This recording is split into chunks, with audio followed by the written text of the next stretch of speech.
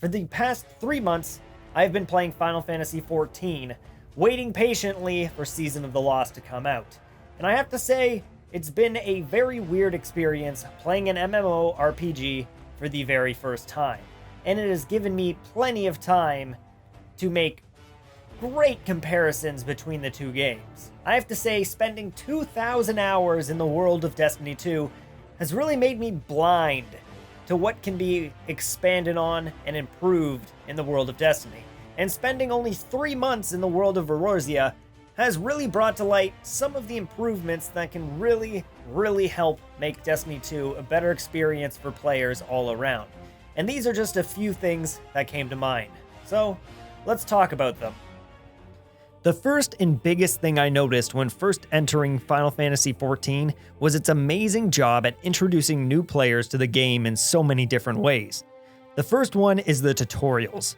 Everything you could or need to know is explained to you very well with pop-up prompts you can choose when to view and are then logged into a book you can go back and view later if you skip or by accident forget something important. These pop-ups saved me a lot, and Destiny can really use something like this that helps explain things like Nightfall difficulties, artifact leveling, champions, and, well, the mod system in general. Yes, for a player who's been playing Destiny for a while, these things are all second nature to us, but all of these above-mentioned systems are things I find myself having to really explain and go in depth on when I bring new friends to the game, because Bungie does a really bad job at letting new players know how they work. The second way Final Fantasy XIV really helps new players is the Novice Network, and it was something that was very helpful to me as a starting player. Basically, when you start the game, you're named a sprout and given a leaf icon and are entered into a Novice Network. This is a global chat that you can use to ask any sort of questions or read questions others are asking, and a mentor can answer your questions and help you learn about the game. I used this a bunch the first few weeks I played, and it really helped me learn new things I was having trouble with. Now you may ask, what makes a player a sprout, and what makes them a mentor? And why would a player go out of their way to help new players? Sprouts are new players to the game that have less than 168 hours of playtime and have yet to complete a specific story quest, while mentors are players who have beaten 1,000 dungeons, raids, or trials, have 1,500 commendations, and have completed a max level quest for tank, healer, and DPS. To put in perspective, this would be like doing 1,000+ strikes, raids, or dungeons, having 1,000 players recommend you as a good player after a strike, and unlocking every subclass and ability for Titans, Hunters, and Warlocks. This is not an easy accomplishment. These mentors are people who really like helping new players, and even if they aren't, there are also rewards for becoming a member and helping, which includes a really cool amount. Final Fantasy XIV takes great steps towards helping new players learn their game and also rewards veteran players in helping them. Destiny has done things like this in the past, but only for raiding with guided games, and the system built around guided games was not well implemented, and any Destiny player will agree with me on that. Never mind the fact that new players need help with the game well before they would even consider taking on a raid. I think I've blabbered on long enough about how we can help improve the new player experience, so let's move on to something completely different here. Something that I wrote into the script a while ago and is completely irrelevant now due to how last season ended, but I feel like it's kind of important to touch on anyway. So let's talk about factions. For those new to Destiny 2, factions were a very integral part of Destiny 1, where you pledged yourself to a faction and were able to spend currency to level up your faction and receive faction-related guns, armor, and fashion. Come Destiny 2, factions were played down much more, making use of them only for special events to gain weapons, fashion, and special catalysts. The issue I found with factions in Destiny 2 was that they were never expanded upon enough or really given real life to them. Each faction stood for something, but it was never really explored in-game outside of lore pieces enough for players to really care outside of, I like this faction's colors or weapons, which is something Final Fantasy XIV did pretty well. Each faction in Final Fantasy comes to you after you have shown yourself to be a strong individual, and tries to recruit you into their midst. At this point, you travel from faction to faction and receive a cutscene where each faction gives a speech to the people about their morals, plans, and inspirations that really help you get what each faction represents, and really helped me at least decide on who I wanted to join. Besides just backstory and information, factions never really had a big impact on the game. I feel like most would agree that factions in Destiny 1 had the best experience, and I really loved how you could join and switch between factions to unlock cool weapons, gear, and even an exotic. And this is the same in Final Fantasy, except Final Fantasy takes it further and really makes it feel like a competition. I feel like if Destiny 1's faction system was grabbed and brought forward into the Destiny 2 system, and then was enhanced with Final Fantasy XIV's Grand Company system, we could have a really cool competitive faction environment for the community to play in. These are just some of the ideas that I had. So imagine this. You sign up with a faction like New Monarchy, and just like Destiny 1, you can spend resources to rank up with that faction. And as you rank up, you'll unlock the ability to purchase new gear and items. We're talking weapons, armor, fashion stuff like emotes, ghosts, ships, and even consumables that could grant bonus XP or ways to buy glimmer. Now, when I'm talking about currency, I'm not talking about glimmer or shards or whatever we have in game currently at the moment. We would get a new earnable currency in game that you could spend on your faction. But how would you earn it per se? Well, by repping your faction, of course. I'd like to imagine special jobs, strikes, and Crucible game modes where you could rep your faction. Jobs or bounties would be easy things you could do, like killing a certain enemy, doing a special version of a lost sector or story mission. I imagine a faction strike playlist where each of the 3 players rep a certain faction, and you would get ranked from 1st to 3rd depending on ads killed, boss DPS, and other stats. Crucible would be a 3v3v3 or 2v2v2 playlist that had the factions face off against each other for currency as well. With something like this, it would give the community a real reason to love and support their factions, while rewarding them with cool loot and ways to represent their factions in the meantime. I really liked what we had in Destiny 1 and was pretty upset that it was never expanded upon. And with recent events in the last season, it looks like we sadly may never get this. Another thing I really liked about Final Fantasy was its account-wide progression, and I know most MMOs aren't like this because I know World of Warcraft and others aren't, but I really love the fact you have one character and you played through the story on that one character, and if you wanted to play a different class, you just switch classes on that one character and bam, you're a different class. And don't get me wrong, I don't expect Bungie to go in and revamp the entire system and make it so you just play on one character who can be all the classes and only have, one quest line to worry about. I don't want that. I would just really like it that, if I unlocked a fragment or an aspect on my Warlock, I could also unlock one aspect and fragment on my Titan and my Hunter. Don't make me go through every quest line on my Hunter, my Warlock, and my Titan. And this is very important with us getting Void 3.0, Solar 3.0, and Arc 3.0 next year. Having to unlock all the aspects and fragments for those light subclasses on 3 different characters is going to be a real big pain if it's not done properly. And I really hope Bungie is looking into this. Earlier, I mentioned guided games, which was a really great idea by Bungie to help possibly get new players into raids. Sadly, the restrictions on the game mode were way too high, making it almost impossible to use the mode. Now, this is something I will always praise Bungie for. Their raids. They're amazing. They're some of the most fantastic encounters and experiences I've ever had in any FPS game to date. Sadly, getting new players into those experiences and having new players explore those things for the very first time is really hard to do. And I believe the way Final Fantasy XIV has things set up makes it a bit easier for new players to explore the stories and fun encounters within raids.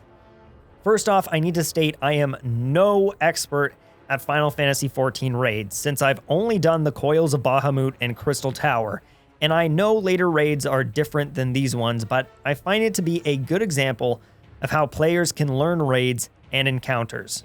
So first off, raids in Final Fantasy XIV are match-made. This was mind-blowing to me in a way since Destiny and their community has always been against this. Now, how Final Fantasy XIV supplies their raids is totally different. Imagine something like Vault of Glass with matchmaking, but instead of matchmaking for the raid itself, you're match-made for specific encounters. I think this may be a great way to help new players learn the raids and experience the story and what Destiny 2's best content is really like. Make a match-made system that allows you to queue up for each encounter, so you would select Vault of Glass, and then you could pick Door Opening, Oracles, Templar, Labyrinth/Jumping Puzzle, Gatekeeper, or Atheon.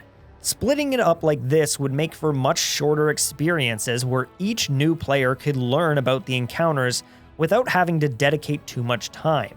I feel for something like this, the rewards obviously shouldn't be equal to that of completing an actual raid from beginning to end. The mentor should obviously get something for teaching all of the new players, like a piece of loot or commendation progress towards a title, or an emblem. Maybe make it so for the raid seals you need to mentor each section of a raid at least once. This would encourage people to teach new players, and I feel like we all know there are plenty of people who would like to learn how to raid, but are too afraid to LFG or don't have enough time for a full run-through of a raid. And with in-game chat coming to all platforms soon, it could be even more inclusive than it already is. Since we're already talking about endgame content, I feel like it'd be a good time to talk about endgame rewards, which I personally feel is lacking. Now, I'm not talking about raid weapons and armor. I feel like those are perfectly fine. What I'm really talking about is Grandmaster Nightfalls, Master Raids, and Flawless Trials runs.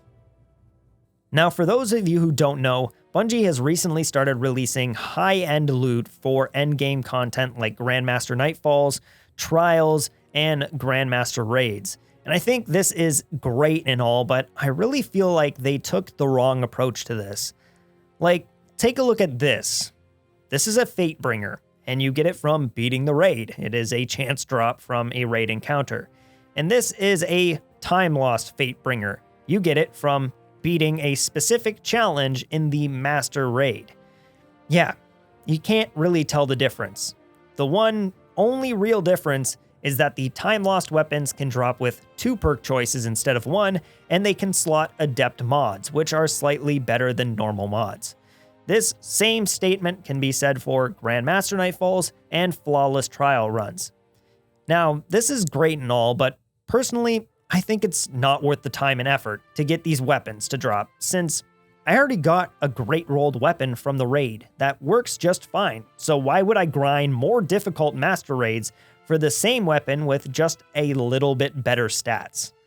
What I think most people in the game care about is being able to show off their amazing achievements in the game. You want to be able to be that dude in the tower who stands there and has people come up to you in awe, asking you, "Damn, how did you get that amazing weapon or armor piece? It looks so cool." And Final Fantasy does this amazingly. I would say their equivalent to Master Raids is called Extreme Raids, where you need to play every encounter without messing up once on the hardest difficulty. And you know what you get in return? Not some color-swapped weapon or some better stat piece of gear. You get some of the most amazing looking weapons in the game to show off that you are one of the top best of the best players. Now, I know this may be decisive, and some of you may think, hey, I personally would rather have the better weapon rolls or better adept stats on my guns. And I, on the other hand, think they're kind of worthless, and I would rather have something really cool I could show off to my friends and people in the tower that really helps accentuate the fact that I've completed some of the highest endgame content that the game has to offer. But as someone famous has once said, why not both? LFG, a system we have been asking for since Destiny 1. Having to open an app or go to some random lfg.net website or join a Discord just to be invited to some other random dude's kawaii uwu hente Discord to raid with him and his friends is a pain in the ass almost 80% of the time, and should really be something just built into the game. Final Fantasy XIV has this, not just for raids, dungeons, and other content like this, but for random casual stuff like grinding mobs, hanging out and making friends, going to parties, and tons of more random fun dumb stuff just to socialize and have a good time. But also to be convenient for people to find like-minded people to play content with and become friends with. Bungie has implemented this into their app, but the game really needs a way to do this from within the game itself. Now, these last few things are kind of just the sprinkles, the cherry on top of stuff I experienced in Final Fantasy that I really enjoyed, that I found would, probably help improve Destiny, but aren't as important as the stuff we've already talked about. So, these are kind of really up for debate. Let me know what you think. Housing and social spaces should be looked into. I think allowing players to have a place they can call their own would be a great addition. Imagine being able to spend a ton of resources or purchasing a location in the city or tower that you could customize with furniture or other items. Build a target range in your house to test DPS. Put a dance floor in your basement to invite your friends or randoms over to relax in after slaying Atheon for the 10th time today. These are all things I've seen and experienced in Final Fantasy XIV that I think would be great and fun in Destiny 2. Yes, shooting shit is always fun, but the fun in an MMO isn't always just the gameplay. It's the ability to relax and hang out with your friends in a social way. The social spaces could also use an improvement. I'm not sure how, but everything just feels too separate with the 3 separate sections, and it really makes the space feel more like a checklist of destinations to hit before leaving than an area where you can see and hang out with others. Surprisingly, the farm we had at the start of Destiny felt way more like a good social space than the tower ever has within Destiny 2's lifetime. Clans are something I feel like I don't even need to talk about. They've just been kind of sloppily put into the game since year 1, and they haven't been improved on since year 1. We get 5-6 perks for a clan that don't even really seem to matter or change the game at all within that season. I never even noticed their impact. Truthfully, you could probably remove clans and it would do nothing to the game but improve it. And by that I mean we would not have to worry about the clan night triumphs anymore for raid seals. But if you guys have any ideas on how to improve clans, feel free to post them down below, because I'm having some trouble coming up with ideas on how we can improve them. But I really feel like clans need some sort of update, because they're worthless. Also, I could have sworn back when Destiny 2 was releasing, they showed off a completely different system that I cannot for the life of me find footage of, that showed a way to scroll through clan banners and look up clans showing off what their clan was about before joining them, while also being able to scroll through clans currently offering guided games runs to match with, but either I'm remembering this wrong or I can't find the footage anymore of that specific thing. The very last thing I want to talk about is trading, and I save this for last because I know most of the community hates this idea.